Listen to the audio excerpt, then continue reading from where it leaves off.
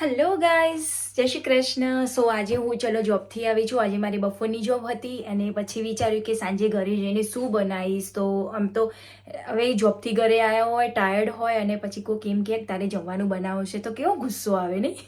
તો એવું નથી. તો આજે મેં જોબથી આવી તો ત્યારે વિચાર્યું ટ્રેનમાં કે નહીં, હું ઘરે જઈને આ બનાવીશ. તો મેં ડિસાઈડ ફાઇનલી કરી દીધું કે હું પનીર રેપ બનાવીશ. તો હું ગઈ ડાયરેક્ટ ત્યાંથી લીડલમાં. એ લીડલ સ્ટોરની મારી નેક્સ્ટ હું તમને બતાવીશ કે કેવો લીડલ સ્ટોર છે, કેવી શોપિંગ છે. ત્યાંથી ડાયરેક્ટ ત્યાં ગઈ અને ત્યાંથી પછી અહીંયા શોપિંગ કરીને ઘરે આવી અને હું હોટડોગના બન લાવી હતી, જે હું તમને બતાવું હમણાં.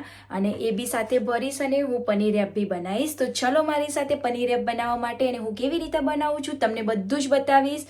અને અજય છે ને એ ખાવા માટે બહુ ઉતાવળ કરે છે, એટલે હું ફટાફટ પનીર રેપ બનાવી દઉં. એકદમ સાવ ઇઝી ટ્રીકથી બનાવી દઉં, કંઈ વધારે વાર લાગે એમ નથી. તો તમે બી આવી રીતે જોબથી ઘરે આવ્યા હોય અને તમને એવું થાય કે કંટાળો આવે છે, તો આવું તમે ઇઝી બનાવી શકો ખાવાનું. તો તમને કેવું ચટપટું વધારે ભાવે બી, મજા બી આવે અને તમને એવું થાય કે ના વધારે થાક નહીં લાગે ને ફટાફટ બની ગયું છે. તો ચલો મારી સાથે હું બનાવું છું અને તમે બનાવી રહેજો છે વિડીયોના એન્ડ તક સુધી, એટલે તમને ખબર પડે કે મેં કેવી રીતે બનાવ્યું અને છેલ્લે બનીને કેવા લાગે છે, રેડી થઈ ગયા છે એટલે.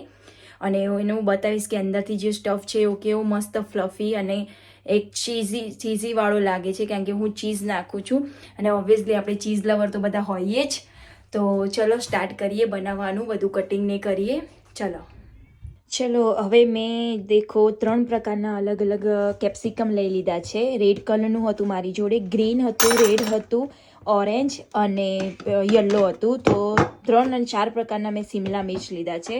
અહીંયા મેં ટોમેટો અને કેરેટ છે એને બારીક થોડુંક લીધું છે અને કેબેજ લીધું છે. અને અહીંયા મેં આવી રીતના ઓનિયન ને કેબેજ બંને થોડું મિક્સ કર્યું છે. સો આ બધો જ મસાલો મેં બધા જ વેજીટેબલ્સ ને બધું કટિંગ કરી લીધું છે મેં.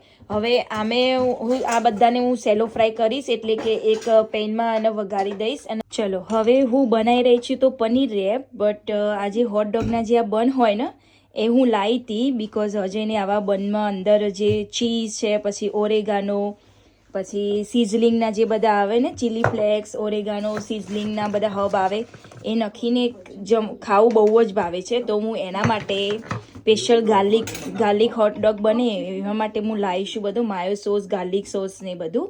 સો ચલો હવે આ હોટડોગને હું છે ને આ મોટા ઓવનમાં મૂકી દઈશ અને પછી એને થવા દઈશ. એટલે કમ્પ્લીટલી મસ્ત જે ચીઝ ને બધું છે ને એ બધું જ મેલ્ટ થઈને કમ્પ્લીટલી હોટડોગના બન મસ્ત થઈ જશે. ચલો તો પછી એને હું મૂકું ઓવનમાં.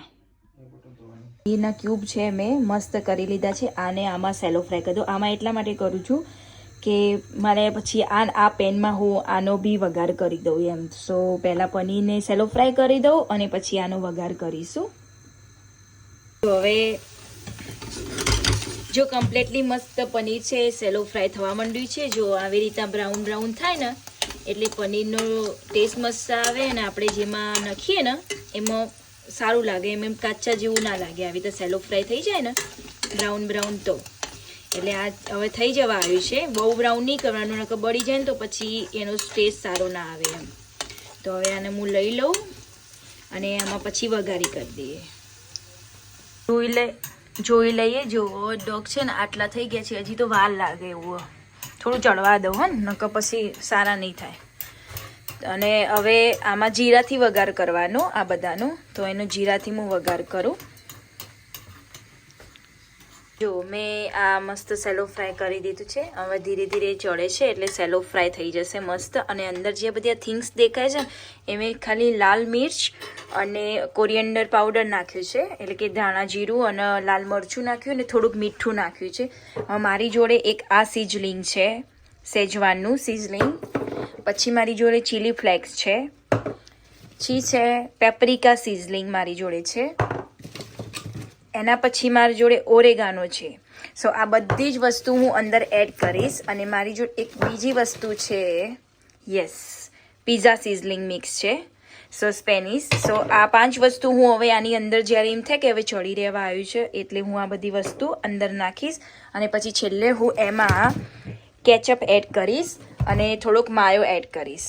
એટલે શું બધાનું મસ્ત ફ્લેવર આવી જાય. અને પછી લાસ્ટમાં હું પનીર એડ કરીશ. અને એ બધી જ વસ્તુઓ આપણે ભરવાની છે. આપણે આ જે રેપ છે પ્લેન મોટા ટોર્ટિલા રેપ આવે આવા, અહીંયા લીડલમાં મળે છે અને લીડલમાં 8 આવે છે, કંઈ વધારે મોંઘા નથી હોતા. લાઈક 2 પાઉન્ડ જેવા આવે છે. 2 પાઉન્ડના આટલા 8 રેપ આવે. આપણે ઇન્ડિયામાં ચોખ્ખી ભાષામાં કહીએ તો મોટા મોટા રોટલા તૈયાર આવે ને, જે ટોર્ટિલાના રેપ એ જ છે. સો સારા એવા મળે છે લીડલમાં. આને શું કરવાનું, મોટી લાઈક તવી છે ને એમાં થોડાક ગરમ કરી દેવાના, માઇનર એકદમ. અને આના ઉપર પછી બધું લગાડી દેવાનું. હું તમને બતાવીશ કે હું કેવી રીતના કરું છું. સો મારો કમ્પ્લીટલી સ્ટફ બનીને તૈયાર થઈ ગયો છે. બધું દેખો કેવો મસ્ત એનો કલર આવી ગયો છે. હવે મેં અહીંયા કેચઅપને રેડી કર્યું છે. અગર જો તમને ગ્રીન ચટણી ભાવતી હોય તો તમે ગ્રીન ચટણી બી રાખી શકો.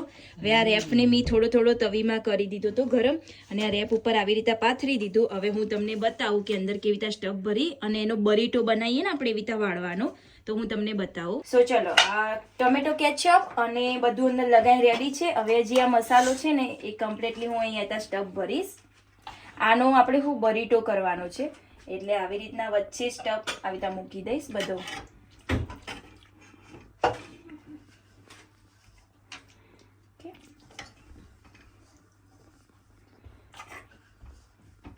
સ્ટફ ભરી દીધો.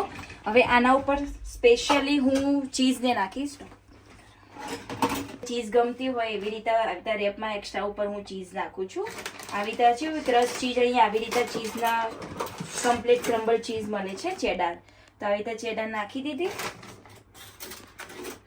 હવે એના ઉપર હું થોડું સિઝલિંગ કરી દઈશ. હવે સ્પાઇસી તો ઓલરેડી છે એટલે હું ચીલી ફ્લેક્સ એડ નહીં કરું, કારણ કે ઓલરેડી સ્પાઇસી મેં કર્યો છે આ મસાલો.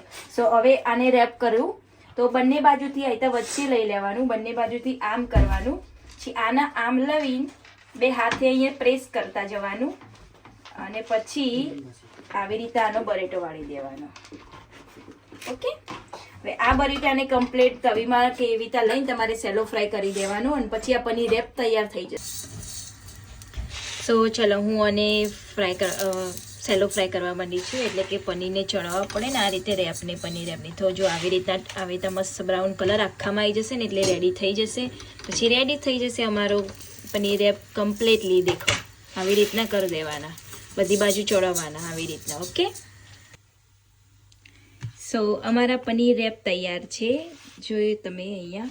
અને આ મેં કટ કર્યું છે તમને બતાવવા માટે. જો અંદરથી કેવું મસ્ત કમ્પ્લીટ લાગે છે ને, ચીઝી એકદમ, ઉપરથી ચીઝ છે અને આવી રીતના. અને પછી તમે ગ્રીન ચટણીમાં કે એમાં ગમે તેમાં ખાઈ શકો, અને ઇનમે ખાવું હોય તો બી તમે ખાઈ શકો.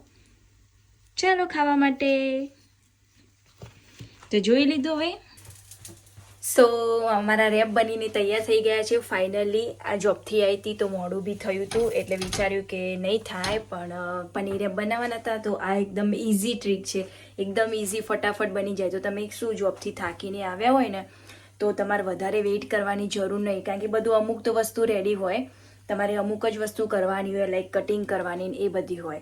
તો જોબથી એટલે વિચાર્યું હતું કે નહીં થાય, પણ આખરે થઈ ગયું, બધું રેડી થઈ ગયું, અને હવે જમવા બેસી ગઈશું. સો હું આજનો મારો અહીંયા વ્લોગ ફિનિશ કરું છું, અને તમને જો મારા રેપ સારા લાગ્યા હોય તો જરૂરથી કમેન્ટ કરજો, અને લાઇક શેર સબસ્ક્રાઈબ કરજો. જય શ્રી કૃષ્ણ દોસ્તો. Thank you so much and supporting me. Thank you.